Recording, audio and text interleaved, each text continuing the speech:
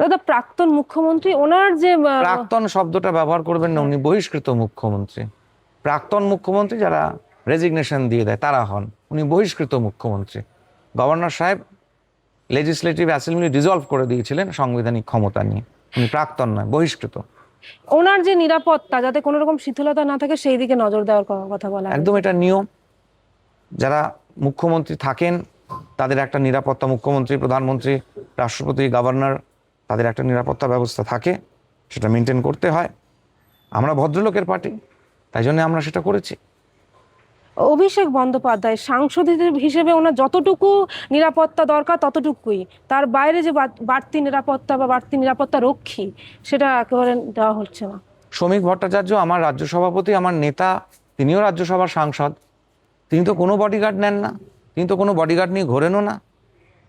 তাহলে অভিষেক বন্দ্যোপাধ্যায় কত বড় হনু যে ওকে Z+ সিকিউরিটি দিতে হবে?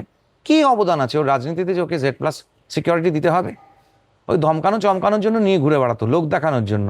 ওই 12 হাত কাঁকুরের 13 হাত বিচি ঠাকুমার ঝুলিতে বলা হতো, সেই